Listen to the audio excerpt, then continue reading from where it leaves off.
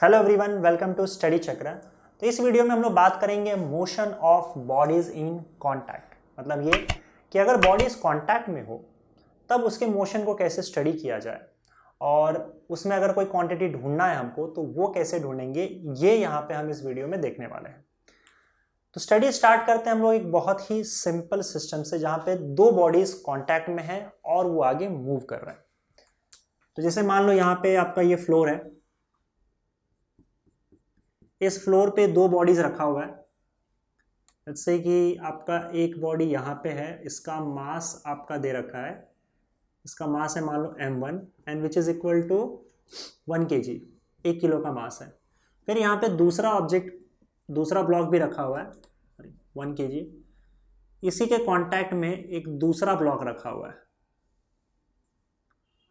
और इसका मास m2 मान लेते हैं विच इज 2 kg। ठीक है, और मैंने क्या किया, इस पर एक फोर्स लगाया, फोर्स F लगाया। इस फोर्स का वैल्यू 15 न्यूटन है मान के चलो। तो फिर ये बॉडी आगे जाएगा, इन बॉडी का एक्सेलरेशन होगा। तो इस बॉडी का क्या एक्सेलरेशन होगा यही आपको ढूंढना है। ठीक है, फोर्स लगाने पर बॉडी का क्या एक्सेलरेशन होगा ये हमको चेक करना है। बॉडीज कांटेक्ट में है। और एक बात यहाँ पे समझ लो कि अगर बॉडीज कांटेक्ट में होते हैं तो बॉडी का एक्सेलरेशन, मतलब जितने भी बॉडीज कांटेक्ट में होंगे उन सारे बॉडीज का एक्सेलरेशन एक ही होगा। अगर एक्सेलरेशन एक नहीं होगा तो एक बॉडी मान लो आगे चला जाएगा, दूसरा पीछे छूट जाएगा, तो कांटेक्ट ही टूट जाएगा। तो फिर बॉडीज कांटेक्ट में कहाँ रहे? बॉडीज कांटेक्ट में है और आगे मूव कर रहे हैं, इसका मतलब सबका एक्सेलरेशन सेम होगा। तो ये जिस एक्सेलरेशन से आगे जाएगी, बड़ा वाला ऑब्जेक्ट या फिर ये जो भी बॉडीज कांटेक्ट में होंगे वो सारे सेम एक्सेलरेशन से आगे बढ़ेगी। तो इतना चीज़ तो क्लियर है कि इनका एक्सेलरेशन दोनों का सेम होगा, वही एक्सेलरेशन हम लोग को ढूंढना है। तो ये कैसे किया जाए, देखो सबसे पहले चीज़ मैंने आपको जो बताया था कि आप पहले फ्री बॉडी डायग्राम बनाओ, और फ्री बॉडी डायग्राम बनाने के बाद फिर न्यूटन के इक्वेशन को यूज़ करना है हम लोग को। तो आपका ये बॉडी है पहला बॉडी, ये दूसरा बॉडी, इनका फ्री बॉडी डायग्राम यहाँ पे बना लेते हैं। ये आपका पहला बॉडी का फ्री बॉडी डायग्राम m1 मास का। तो इस पर कौन से फोर्सेस एक्ट कर रहे हैं बताओ? एक तो नीचे एक फोर्स एक्ट करेगा which is weight, obviously downward direction में। और क्योंकि ये अपने वेट की वजह से फ्लोर को नीचे दबा रहा है तो नॉर्मल रिएक्शन ऊपर की ओर जाएगा। यहाँ पे मैं एक चीज़ बता दूं कि जो भी सर्फेसेस हैं they are smooth surfaces, friction नहीं है यहाँ पे। We are talking without friction, कोई फ्रिक्शन नहीं है यहाँ पे अभी। ये दोनों फोर्सेस इस पे लगे और एक फोर्स हम बाहर से भी लगा रहे हैं इस बॉडी पे विच इज F। तो ये इसका फ्री बॉडी डायग्राम हो गया। इस पर तीन फोर्सेस फिलहाल एक्ट कर रहे हैं जो हमको समझ में आ रहा है। एक फोर्स F जो बाहर से लग रहा है, नॉर्मल रिएक्शन N ऊपर की ओर और M1G ऊपर की ओर, नीचे की ओर। ठीक है, दूसरे बॉडी का फ्री बॉडी डायग्राम बनाते हैं। इसका फ्री बॉडी डायग्राम मैं यहां बना लेता हूं। राइट, दिख रहा है ना? इसका अगेन वेट नीचे की ओर लगेगा विच इज M2G, इसका मास M2 है ना, और इस पर भी नॉर्मल रिएक्शन लगेगा ऊपर की ओर, let's say it is N2। और कोई फोर्स लग रहा है इस पे? अगर और कोई फोर्स लग नहीं रहा है तो मुझे एक बात बताओ कि ये आगे एक्सेलरेट कैसे हो रहा है। देखो, तुमने इस बॉडी को धक्का मारा तो ये आगे जाते जाते इसने इस बॉडी को भी धक्का मार दिया आगे की ओर। अब ये अगेन एक नॉर्मल रिएक्शन है क्योंकि इस सरफेस के परपेंडिकुलर वो धक्का मार रहा है, फोर्स लगा रहा है। दिस इज योर एक्शन, और इस एक्शन का रिएक्शन भी होगा। मान लो ये जो फोर्स आगे की ओर धक्का मार रहा है इसको हम लोग क्या बोलते हैं, F1 मान लेते हैं। तो इसका मतलब ये बॉडी, क्योंकि आपने इस बॉडी को धक्का मारा था, फोर्स लगाया था, तो इस बॉडी ने जाके उसको धक्का मार दिया, आगे वाले बॉडी को, और इसी फोर्स के वजह से ये जो आगे वाला बॉडी है वो भी आगे मूव कर रहा है। तो इसका मतलब इस बॉडी पे एक और फोर्स लग रहा है F1 इस डायरेक्शन में, राइट, जो इस बॉडी को आगे लेके जाएगा। दूसरी बात ये कि अगर इस बॉडी ने उसको F1 मारा है तो उसका भी रिएक्शन आएगा इसके ऊपर, and this reaction will be in this direction. इस पर भी same equal and opposite force F1 इस पर भी लगेगा। तो अब फ्री बॉडी डायग्राम से सारे फोर्सेस क्लियर हो चुके हैं।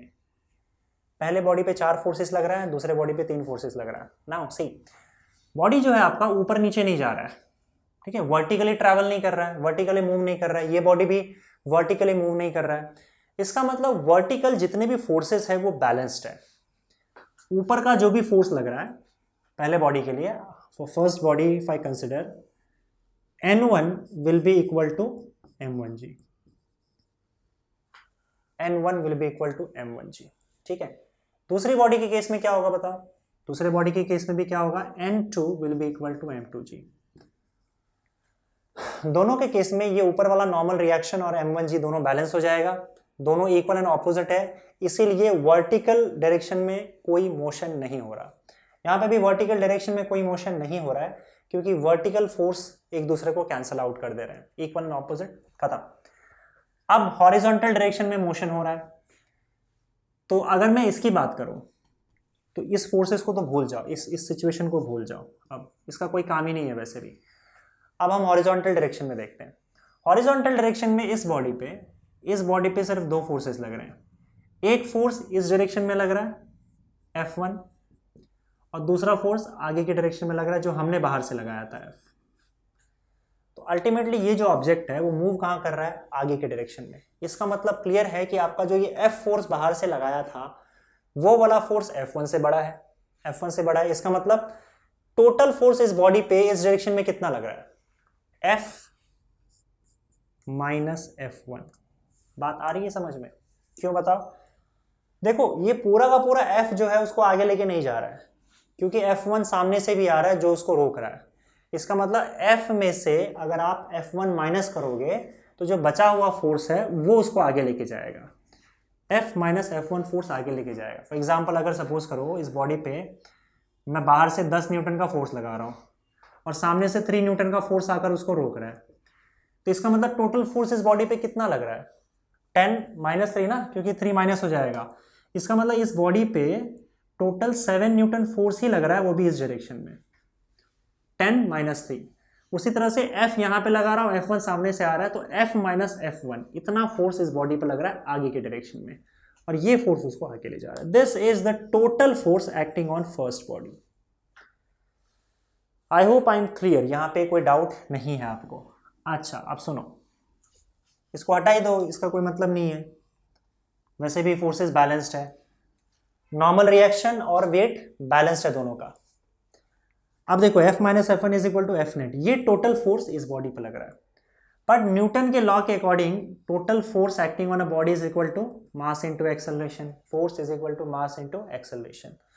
सो this force is equal to mass, पहले बॉडी की बात करें ना, m1 into acceleration. Okay clear है। बात करते हैं हम सेकेंड बॉडी की। मैं देखो सेकेंड बॉडी पे एक ही फोर्स लग रहा है इस डायरेक्शन में, एंड दैट इज F1, और वही F1 उसको लेके जा रहा है। So this F1 is total force acting on second body and that is equal to mass into acceleration. तो ये दो इक्वेशंस आपको मिल जाएंगे। जैसे ये दो इक्वेशंस मिले आप दोनों को ऐड कर दो तो आपको एक्सेलरेशन मिल जाएगा। ठीक है, हमको एक्सेलरेशन ढूंढना था, एक्सेलरेशन मिल जाएगा। इन दोनों इक्वेशंस को ऐड कर दो, ऐड 1 and 2, 1 + 2। तो देखो F minus F1 plus F1, maths आता है ना, M1A प्लस M2A, तो क्या हो जाएगा बताओ, ये कैंसिल हो जाएगा। F is equal to M1 plus M2 into A, so acceleration will be equal to F upon M1 plus M2। ये इक्वेशन आ गया एक्सेलरेशन का। अब चाहिए तो आप वैल्यूज डाल लो, आपको एक्सेलरेशन मिल जाएगा। ये तो बाकी मैथमेटिकल कैलकुलेशन आप कर ही सकते हो, राइट। फोर्स का वैल्यू यहाँ पे कितना दिया हुआ है, फोर्स कितना फोर्स हमने लगाया था बाहर से, 15 न्यूटन का फोर्स लगाया था, तो 15 डिवाइडेड बाय M1 का वैल्यू 1 kg, M2 का वैल्यू 2 kg है, तो 1 + 2 is equal to 3, 15 divided by 3 will be 5 metre per second square का एक्सेलरेशन इन दोनों बॉडीज में प्रोड्यूस होगा आगे की ओर। ठीक है, अच्छा ये एक्सेलरेशन का इक्वेशन यहाँ पे ध्यान रखना, किस तरह से हमने किया समझ में आया ना। फ्री बॉडी डायग्राम बना दो, फोर्सेस देख लो कहीं बैलेंस हो रहे हैं क्या। ये फोर्सेस बैलेंस हो रहे हैं कैसे पता चला, because body is not moving vertically, body तो सीधा आगे जा रहा है। तो अगर सपोज करो ऐसा कोई सिचुएशन है जहां पे एक पर्टिकुलर फ्लोर पे आपका बॉडीज रखा हुआ है और बॉडीज आगे मूव कर रहा है, तो आपको ये वाले फोर्सेस बनाने की भी जरूरत नहीं है, क्योंकि आपको पता है कि ये दोनों फोर्सेस आपस में बैलेंस करेंगे ही। क्योंकि बॉडी वैसे भी ऊपर नीचे नहीं जा रही है। तो आप इन फोर्सेस को हटा भी दोगे, अंदर ही अंदर आपको पता है कि नॉर्मल रिएक्शन और वेट दोनों का एक दूसरे को बैलेंस कर देगा, वर्टिकल फोर्सेस बैलेंस कर दे रहे हैं। तो सिर्फ यही फोर्सेस हमको देखना है हॉरिजॉन्टल डायरेक्शन में। तो इस पे F यहाँ लग रहा है, F1 यहाँ पे लग रहा है, F minus F1 net force लग रहा है, मास इंटू एक्सेलरेशन। दूसरे बॉडी पे F1 फोर्स लग रहा है, M2 इंटू ए, और ये इन दोनों को ऐड करके हमको एक्सेलरेशन मिल गया। अब यहाँ पे अगर आपसे किसी ने पूछा कि ये जो दोनों बॉडी एक दूसरे पर फोर्स एग्जर्ट कर रहे हैं, F1, ठीक है, जैसे धक्का लगा, दोनों ने एक दूसरे को फोर्स लगाया, इसने इधर उसने उधर, F1, इस F1 का क्या वैल्यू है, तब आप कैसे कैलकुलेट करोगे बताओ। अब आपसे पूछा है कि F1 का क्या वैल्यू है, तो कैसे मिलेगा। देखो आपको एक्सेलरेशन का फॉर्मूला मिल गया, यहाँ पे acceleration is F upon m1 plus m2। यहाँ पे लिख लेता हूं मैं, ये एक्सेलरेशन जो हमको मिला है वो F upon m1 plus m2। तो एक्सेलरेशन मिल गया ना, तो ये एक्सेलरेशन का वैल्यू उठा के इक्वेशन 2 में डाल दो। देखो a मिल जाएगा तो आपको F1 में मिल जाएगा। सो पुट इन इक्वेशन 2, ये एक्सेलरेशन का वैल्यू इक्वेशन 2 में डाल दो तो F1 आ जाएगा आपको। F1 is equal to m2 into A, m2 into A क्या है, F upon m1 plus m2 आ गया आपको। तो ये एक्सेलरेशन, इस एक्सेलरेशन से बॉडी आगे जा रही है और दोनों बॉडी एक दूसरे पर इतना फोर्स लगा रही है, m2F upon m1 plus m2, और ये आप कैलकुलेट भी कर सकते हो। m2F, m2 का वैल्यू क्या है 2, F कितना फोर्स लगा रहे थे हम लोग 15 न्यूटन, तो 15 upon m1 plus m2, 1 plus 2 will be 3, तो ये आ जाएगा 15 टू 30 डिवाइडेड बाय 3 कितना होता है 10 न्यूटन। तो दोनों बॉडीज एक दूसरे पर 10 न्यूटन का फोर्स लगा रहे हैं, एज सिंपल एज दैट। ठीक है, तो ये तो दो बॉडीज कांटेक्ट में थे तब हमने ये वाला काम किया। इसी तरह से अगर 3 बॉडीज कांटेक्ट में हो, 4 बॉडीज कांटेक्ट में हो, तो भी आप ऐसा काम कर सकते हो। एक इंपॉर्टेंट बात और, अगर आपको सिर्फ एक्सेलरेशन निकालना है, सिर्फ एक्सेलरेशन की बात की है, तो आप एक और छोटा सा ट्रिक और तरीका यूज कर सकते हो। क्या, देखो acceleration F upon m1 plus m2 आया ना, अगर ध्यान से देखोगे तो F क्या है बताओ इस इक्वेशन में, F क्या है, F is the force that is external, मतलब F एक्सटर्नल फोर्स है जो बॉडी पे लग रहा है, हमने बाहर से कितना फोर्स लगाया वो है। और m1 प्लस m2 क्या है, m1 plus m2 is total mass of this system. तो आप ऐसा मान सकते हो, देखो वैसे भी बॉडी जो होता है, जैसे ये बॉडी है, वैसे भी बॉडीज जो है वो एक साथ भागती है और दोनों का एक्सेलरेशन सेम होता है। तो आप क्या कर सकते हो, इस पूरे के पूरे बॉडी को आप एक ही बॉडी मान के चलो, पूरा एक सिस्टम मान के चलो, बॉडी का पूरा एक ही है, ठीक है, दोनों बॉडीज का टोटल, क्योंकि वैसे भी कांटेक्ट में रहेंगे, दोनों का एक्सेलरेशन सेम है, तो आप पूरे बॉडी को एक ही मान लो। और पूरे बॉडी को एक मान लोगे तो पूरे बॉडी का टोटल मास क्या हो जाएगा बताओ, m1 प्लस m2, राइट, पूरे बॉडी का मास m1 प्लस m2, ये टोटल मास है। और इनका टोटल एक्सेलरेशन आगे की ओर वही a है जो हमको ढूंढना है। और इस पूरे बॉडी पे एक्सटर्नली कितना फोर्स पड़ रहा है, बाहर से कितना फोर्स पड़ रहा है वो देख लो, और वो 15 न्यूटन पड़ रहा है, राइट, समझ में आ रही बात। अब ये दोनों बॉडीज जो है आपस में एक दूसरे को जो फोर्स लगा रहे हैं F1, ये आपको कंसिडर नहीं करना है, बिकॉज इंटरनल फोर्सेस, ये अब इंटरनल फोर्सेस हो गए। जब आप पूरे ये दोनों बॉडीज को एक ही बॉडी मान लेते हो, तब आपको इनका आपस में लगाया हुआ फोर्स नहीं देखना है, because then it will be internal forces, और फिर वो इंटरनल फोर्सेस इस बॉडी में एक्सेलरेशन नहीं ला सकता। तब आपको क्या करना है, जब आप पूरा एक ही बॉडी मान के चल रहे हो, तो सिर्फ ये देखना है कि इन पर बाहर कौन सा फोर्स लग रहा है, बाहर से। अब यहां से भी कोई बाहर से फोर्स लगाए तब हम दोनों कंसिडर करेंगे, पर यहां पे बाहर से सिर्फ एक ही, यही 15 न्यूटन का फोर्स लग रहा है। तो आप सीधा सीधा पूरे बॉडी के लिए, इसको जो आपने एक बॉडी मान रखा है, इस पूरे सिस्टम के लिए आप सीधा न्यूटन का सेकेंड लॉ यूज कर दो। क्या यूज करोगे बताओ, total force is equal to total mass into total acceleration. या एक्सेलरेशन तो एक ही है दोनों का, ए, तो इससे आपका आ जाएगा a is equal to F upon total m, that is equal to F upon total mass क्या हो गया सिस्टम का m1 प्लस m2। तो देखो acceleration is equal to F upon m1 plus m2, वही सेम फॉर्मूला आ गया आपका, या सेम चीज आ गया जो पहले आया था, वही यहां से भी आ जाएगा। तो इस तरीके से भी आप एक्सेलरेशन निकाल सकते हो। बॉडीज अगर कनेक्टेड है, बॉडीज अगर कांटेक्ट में है, तो पूरे बॉडी को आप एक ही मान लो, टोटल फोर्स जो बाहर से लग रहा है उसको टोटल मास से डिवाइड कर दो, आपको एक्सेलरेशन मिल जाएगा। राइट, समझ में आ रही है बात? सो सिंपल एक formula, acceleration will be equal to total force upon total mass. ये एक फॉर्मूला याद रखना, इससे डायरेक्टली आपको एक्सेलरेशन मिल जाएगा। लेकिन इस तरीके से दोनों बॉडीज एक दूसरे पर क्या फोर्स लगा रहे हैं, ये जो F1 है, दोनों बॉडीज एक दूसरे पर जो फोर्स लगा रहे हैं F1, ये आपको नहीं मिलेगा। इसके लिए फिर वही फ्री बॉडी डायग्राम दोनों का अलग अलग बनाओ और इक्वेशन सॉल्व करो, जो हम लोगों ने किया हुआ था। बात आई समझ में? चलो अब एक काम करते हैं, अब हम लोग 3 बॉडी वाले सिस्टम को देखते हैं, जहाँ पे 3 बॉडीज हो, और उसमें भी सेम यही काम करना है। उसमें बस आपको एक एक्स्ट्रा इक्वेशन आ जाएगा और कुछ नहीं, बाकी इक्वेशन सॉल्व करना तो आप जानते ही हो। तो जैसे मान लो आपके पास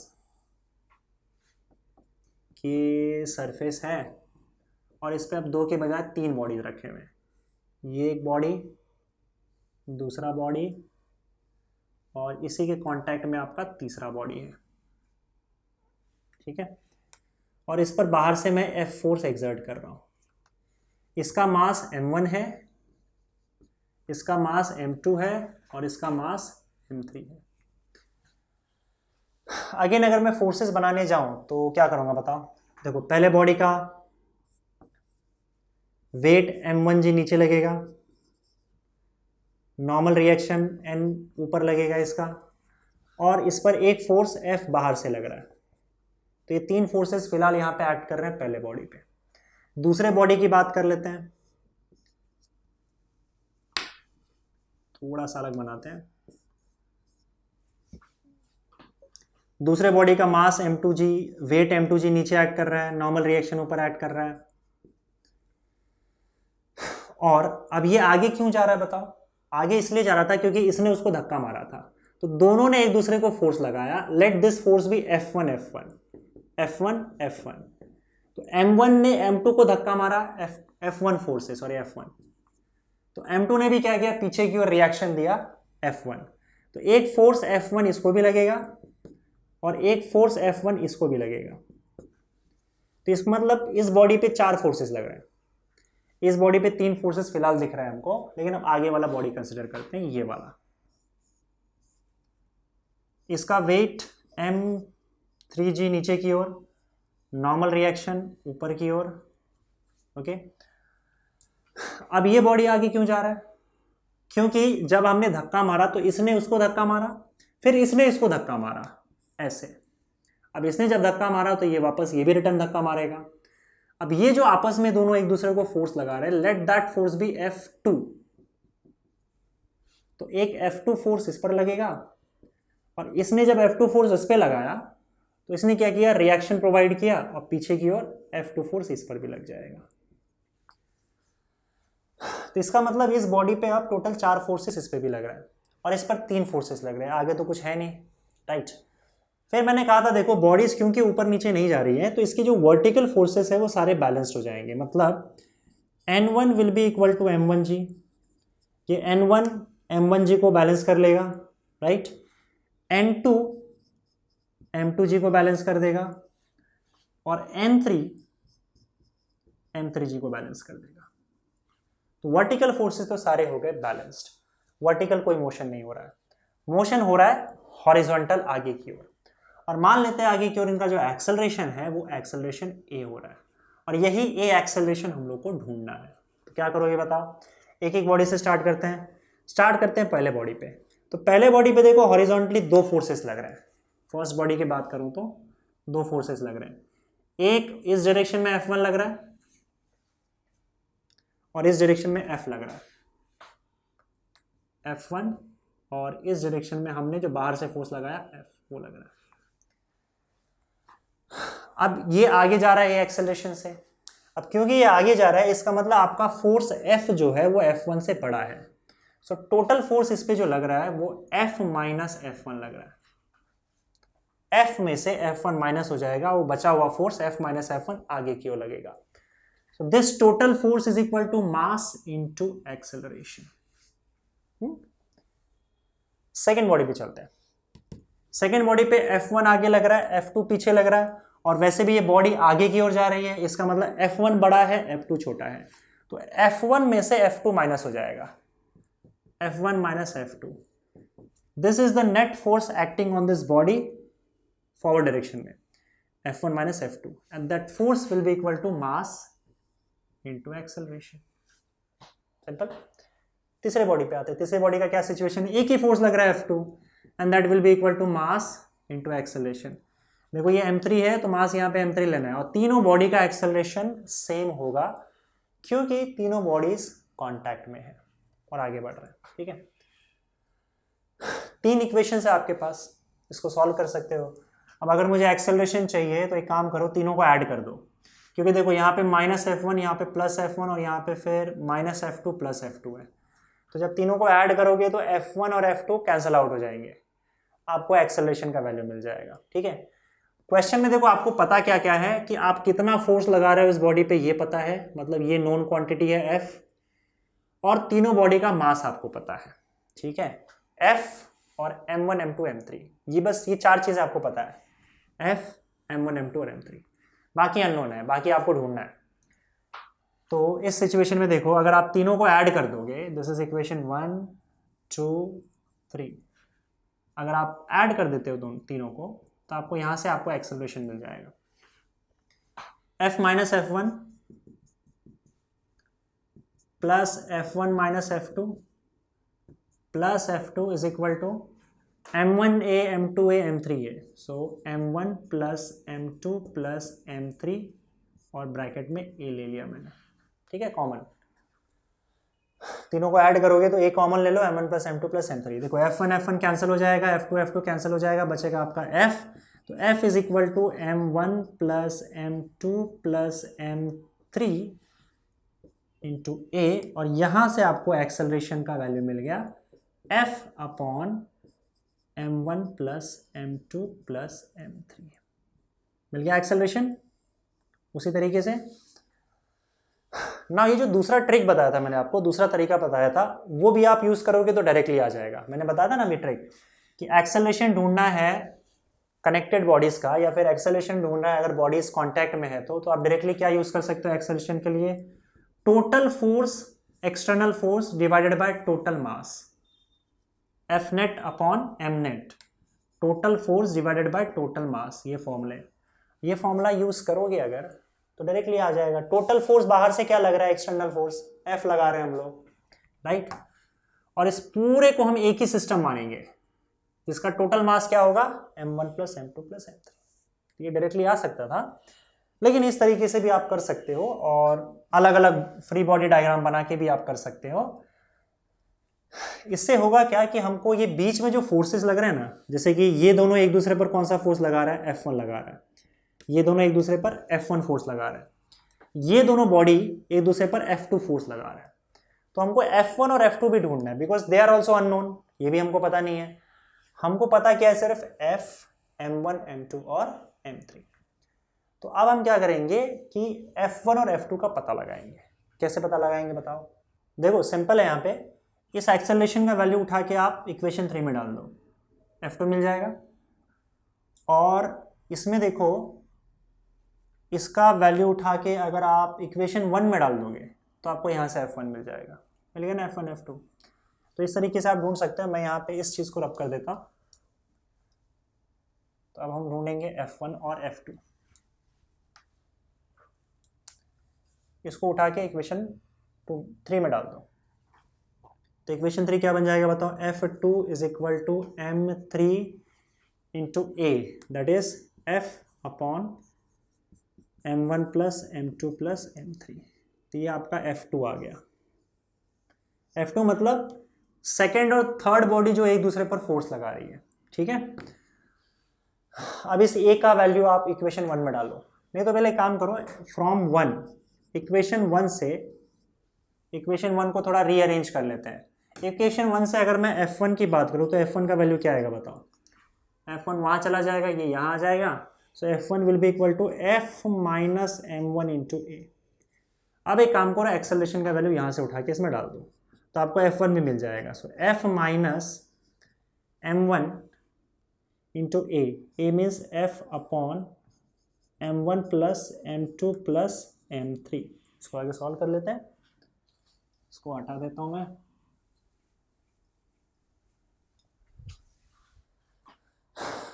बताओ आगे माइनस करना आता है ना? So F1 will be equal to, ये यहाँ मल्टीप्लाई हो जाएगा तो F into M1 plus F into M2 plus F into M3 minus F into M1 upon, ये F इंटू M1 वही लिख रहा हूँ मैं, upon M1 plus M2 plus M3। तो F इंटू M1 कैंसिल हो जाएगा, तो यहाँ पे आपको F1 का वैल्यू मिल जाएगा, F कॉमन ले लो, M2 plus M3 divided by M1 plus M2 plus M3। तो इस तरीके से आपको F1 भी मिल गया, F2 भी मिल गया, और एक्सेलरेशन तो हमको पहले से मिला हुआ था। तो सारे इंटरनल फोर्सेस भी ढूंढ लिए हमने। इंटरनल इन द सेंस ये जो बॉडीज आपस में एक दूसरे पर फोर्स एक्सर्ट कर रहे हैं, ये फोर्सेस भी F1 F2 ढूंढ लिया, और बॉडी का क्या एक्सेलरेशन है ये भी मिल गया यहाँ पे। ठीक है, इस तरीके से अगर बॉडीज कांटेक्ट में हो तो हम इन प्रॉब्लम्स को सॉल्व कर सकते हैं। Okay, thank you.